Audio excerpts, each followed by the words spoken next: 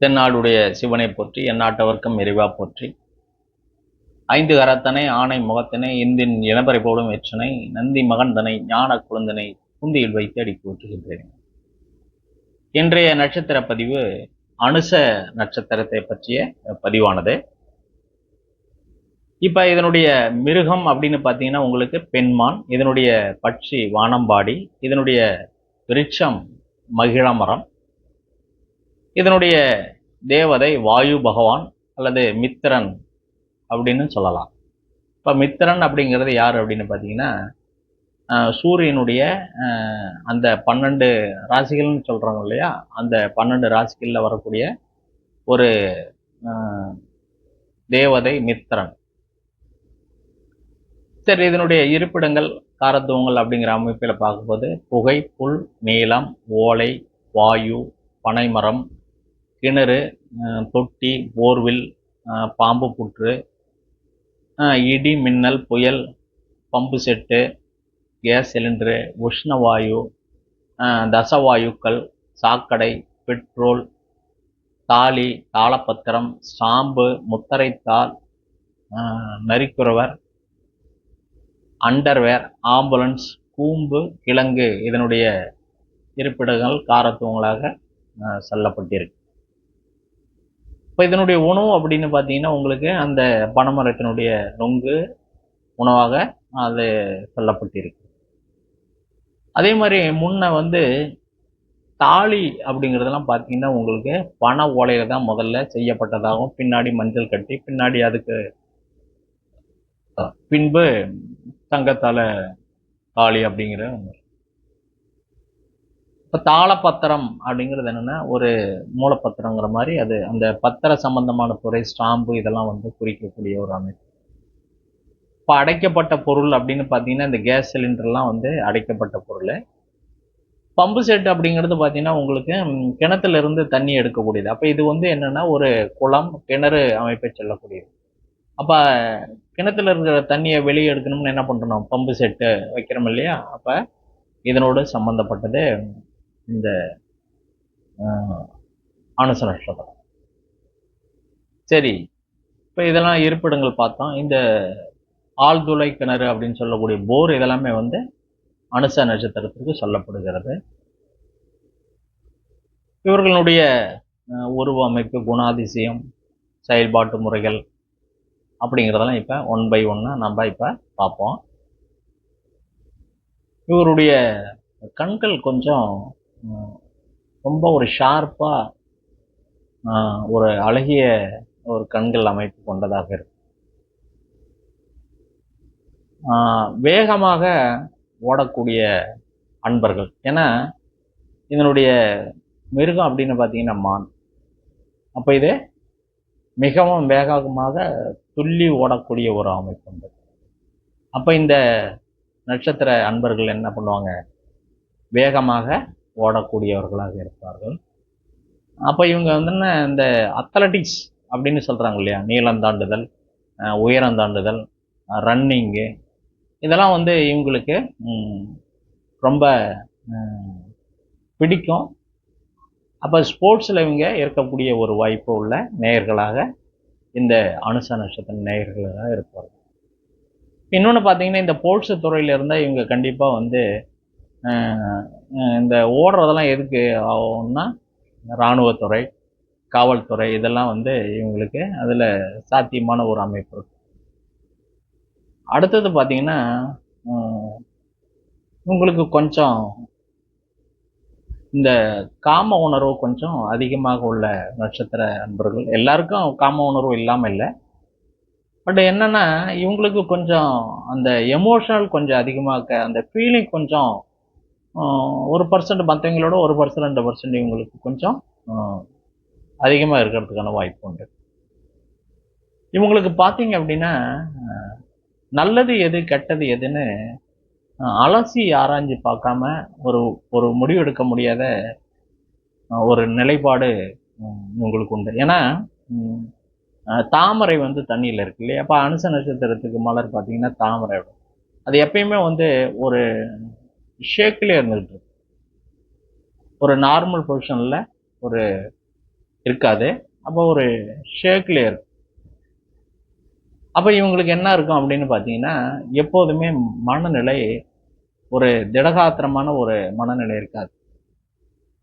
ஒரு ஆசிலேஷன்லேயே இவங்களுக்கு இருக்கிறதுக்கான வாய்ப்பு உண்டு. அப்போ அது எதை சொல்லுது அப்படின்னு பார்த்தீங்கன்னா, எது நல்லது எது கெட்டது எதுன்னு இவங்க சிந்திச்சு செயல்படக்கூடிய ஒரு நிலைமைக்குள்ள வராதுக்கு முன்னாடி இவங்க ஏதாவது ஒரு பிரச்சனையில போய் மாட்டிக்கக்கூடிய ஒரு அமைப்பு கண்டிப்பாக இந்த நேயர்களுக்காக இருக்கு.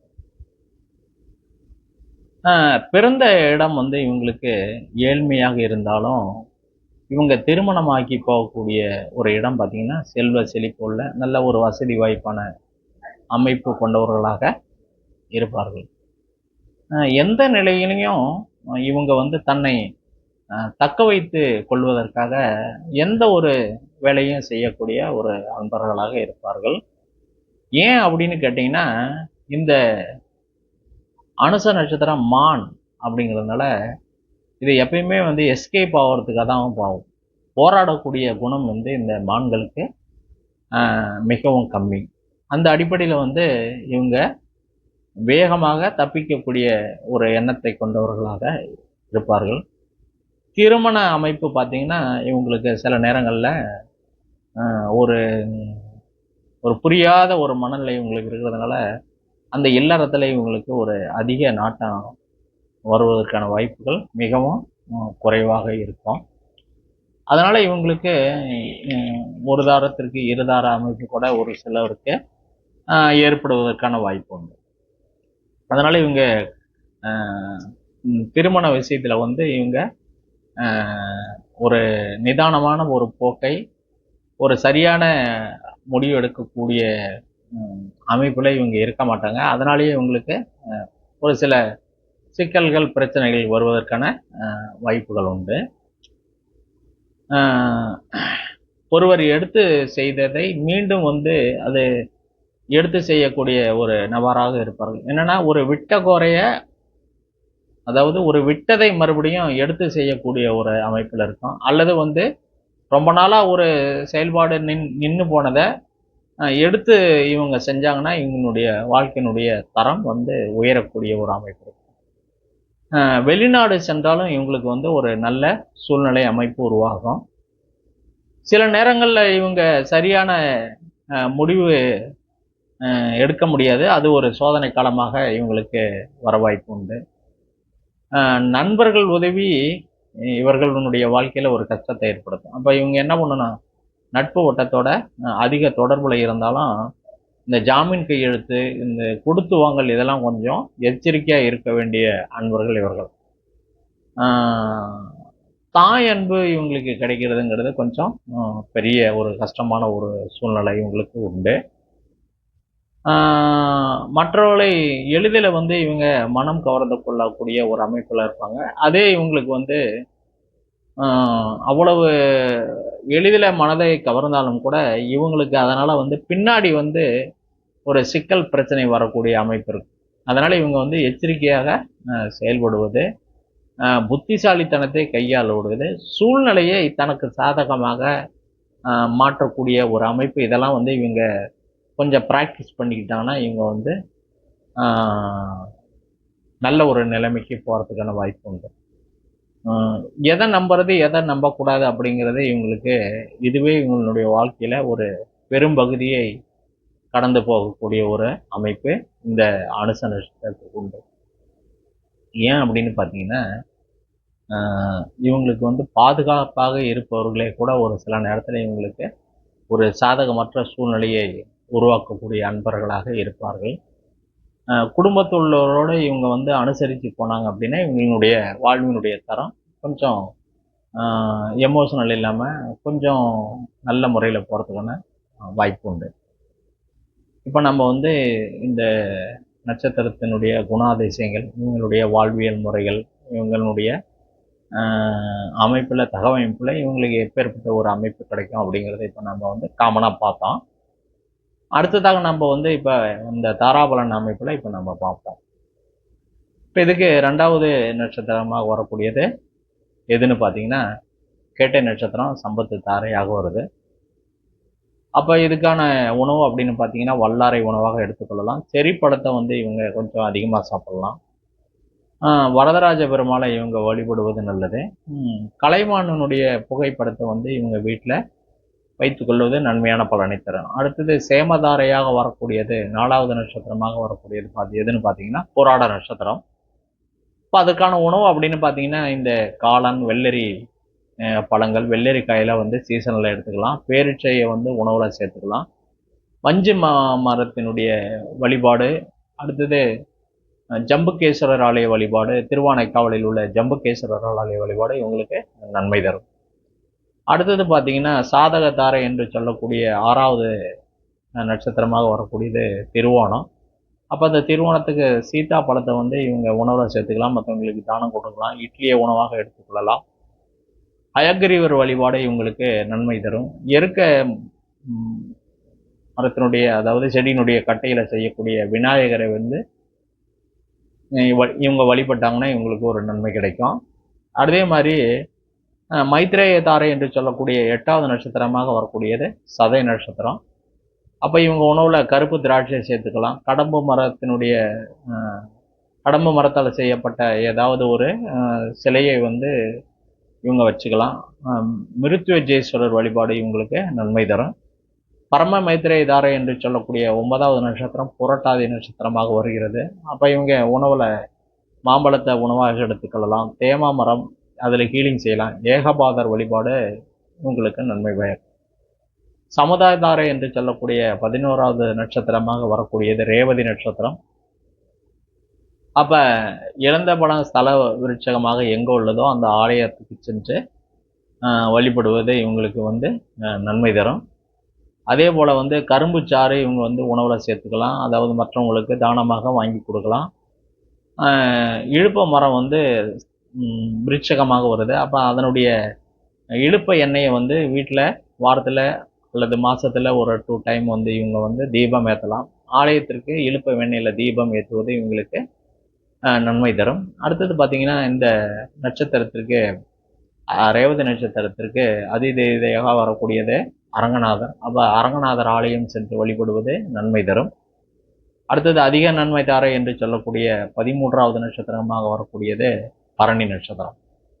அப்போ இவங்க வந்து நெல்லி காயை வந்து உணவில் சேர்த்துக்கலாம் அல்லது ஜூஸாக குடிக்கலாம். யானைக்கு வந்து இவங்க கரும்பு அல்லது வாழைப்பழத்தை வாங்கி கொடுக்கலாம். துர்கா தேவி, காளி தேவி வழிபாடு இந்த நட்சத்திரத்தில் செஞ்சால் மிகவும் சிறப்பானதாக இருக்கும். அடுத்தது பார்த்திங்கன்னா 15வது நட்சத்திரம் அப்படின்னு வரக்கூடியது பந்தம் சிறப்பு தாரை நட்சத்திரம். அது ரோகிணி நட்சத்திரமாக வருது. அதனுடைய தெய்வம் அப்படின்னு பார்த்தீங்கன்னா கிருஷ்ணர வழிபாடு, நாவல் மரத்தினுடைய பழங்களை எடுத்துக்கொள்வது, பால்கோவா, ஜிலேபி போன்ற அந்த இனிப்பு உணவுகளை தானமாக கொடுப்பது, இவங்க அடிக்கடி அதை சாப்பிடுவது இவங்களுக்கு நன்மை பயக்கும். அடுத்தது நன்மைதாரை என்று சொல்லக்கூடியது 17வது நட்சத்திரம் திருவாதிரை வருது. அப்போ அதனுடைய உணவு அப்படின்னு பார்த்தீங்கன்னா வாழைப்பழம், அது செங்கருங்காலி, இது விருட்சகமாக வருது. சிதம்பரம் நடராஜர் வழிபாடு இவங்களுக்கு வந்து நன்மை தரும். அடுத்தது சுபதாரை என்று சொல்லக்கூடியது ஆயில்ய நட்சத்திரம் 20வது நட்சத்திரமாக வருது. அந்த ஆயில்ய நட்சத்திரத்திற்கு முருங்கைக்கீரை, முருங்கை சூப்பு உணவாக எடுத்துக்கொள்ளலாம். புன்னை மரத்தினுடைய வழிபாடு இவங்களுக்கு நன்மை தரும். புங்கை எண்ணெயில் வந்து வீட்டில் தீபம் ஏற்றலாம் அல்லது ஆலயத்திற்கு தீபம் ஏற்ற வாங்கி கொடுப்பது நல்லது. அதே மாதிரி ஆதிசேஷனுடைய வழிபாடு இவங்களுக்கு நன்மை தரும். அடுத்தது பிரபல்ய யோகத்தாரை என்று சொல்லக்கூடிய 24வது நட்சத்திரமாக அஸ்த நட்சத்திரம் வருது. அப்போ இவங்க என்ன பண்ணலாம், ஆரஞ்சு பழத்தை இவங்க உணவில் ஜூஸ் போட்டு குடிக்கலாம், மற்றவங்களுக்கு தானமாகவும் கொடுக்கலாம். தேன்கூடு உள்ள புகைப்படத்தை வந்து வீட்டில் மாட்டி வைப்பது நல்லது. காயத்ரி தேவி வழிபாடு இவங்களுக்கு ஒரு நன்மை தரும்.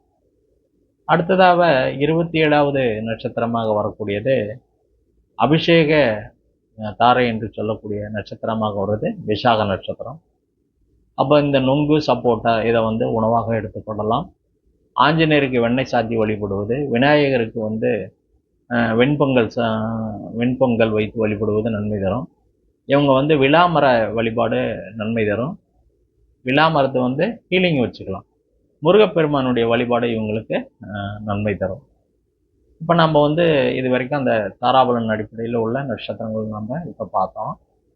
அடுத்தது இந்த முடக்கு, வதை, வைநாசிகம், வேதை, இந்த நட்சத்திரத்துக்கு எந்தெந்த நட்சத்திரங்கள் வருது அப்படின்னு நம்ம அதையும் தெரிஞ்சுக்கலாம் இல்லையா?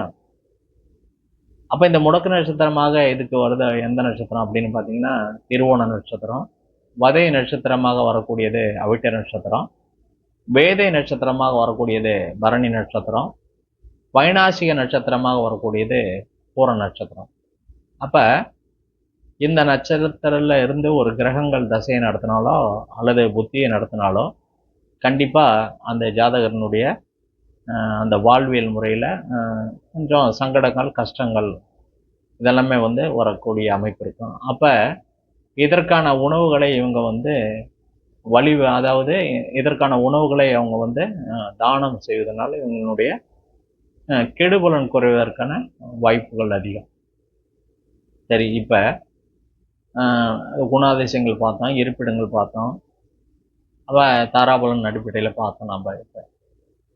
இப்போ இந்த இந்த தாராபலன் அடிப்படையில் உள்ள வரக்கூடிய பழங்கள், உணவுகள், தெய்வங்கள், இது எல்லாமே கம்பைன் பண்ணி எப்படி வந்து இவங்க வந்து அந்த வழிபாடு செய்வது, உணவை எப்படி நாம் பயன்படுத்தி கொள்வது அப்படிங்கிற தன்மையில் ஒரு சில செய்திகளை நம்ம பார்ப்போம். அப்போ வெண்ணெயை வந்து ரோகிணி நட்சத்திரம் வர அன்னைக்கு, ரோகிணி நட்சத்திரமும் இவங்களுடைய ஜென்ம கிழமையோ அல்லது ஜென்ம திதியோ அல்லது ஜென்ம நாம யோகமோ வர அன்னைக்கு இவங்க என்ன பண்ணோம் அப்படின்னா கிருஷ்ண, அதாவது ரோகிணி நட்சத்திரமும் இவங்களுடைய பிறந்த கிழமை, திதி, நாமயோகம் வர்றது கம்பைன் பண்ணி அன்னைக்கு கிருஷ்ணனுடைய ஆலயம் சென்று வெண்ணெய் சாத்தி வழிபட்டு அந்த வெண்ணெயை வந்து இவங்க வந்து உணவுல பயன்படுத்திக்கிட்டே வந்தாங்கன்னா இவங்களுக்கு மிக மிக ஒரு அற்புதமான ஒரு நல்ல ஒரு நிகழ்வுகள் நடப்பதை இவங்க கண்டிப்பாக பார்க்கலாம். அடுத்ததாக உணவுல வந்து ஆரஞ்சு பழத்தை எடுத்துக்கொள்வது, தானமாக கொடுப்பது நல்லது. ஏன்னா இந்த இந்த ஆரஞ்சு பழம் வந்து ஒரு அற்புதமான ஒரு தாந்திரிக பரிகாரத்திற்கு ஏற்ற ஒரு பழம் வந்து இந்த ஆரஞ்சு பழம். அதனால இந்த ஆரஞ்சு பழத்தை வந்து எந்த நட்சத்திரக்காரங்கள் வேணாலும், தாராபலன் இல்லைன்னா கூட அந்த நட்சத்திரத்தை இவங்க தானமாக கொடுப்பதன் மூலியமாக இவங்களுக்கு நன்மையான பலன் உண்டு. அதே மாதிரி வந்து இந்த இந்த நட்சத்திர நேயர்கள் வந்து என்ன பண்ணலாம் அப்படின்னா தங்களுடைய கணவன் மனைவியா இருந்தாங்கன்னா அவங்களுடைய பெயர்ல வந்து 2 பேருக்கு பெயர்லையும் ஒரு அமௌண்ட் டெபாசிட் பண்ணி அந்த கூட்டுறவு வங்கியில இருந்து அந்த பாண்டை வாங்கிட்டு வந்து இவங்களுடைய வீட்டில் வைத்தாங்கன்னா இவங்களுக்கு ஒரு பொருளாதார மேன்மை வளரும். 2வது, குடும்பத்தில் வந்து நட்பு வட்டம் கூடிக்கிட்டே இருக்கும். குடும்பத்திலிருந்து சண்டை, சச்சரவுகள், பிரிவினைகள் இதெல்லாம் வந்து வருவதற்கான வாய்ப்புகள் மிகவும் குறைவாக இருக்கும். குடும்பத்தில் நல்ல ஒரு அந்யோன்யம் உருவாக்கக்கூடிய ஒரு சூழல் உண்டாகும். அதே போல் இவங்க வந்து உணவுல வந்து இந்த முருங்கைக்கீரையை அன்றாடம் வந்து இவங்க பயன்படுத்துவது இவங்களுக்கு ஒரு நன்மை தரும்.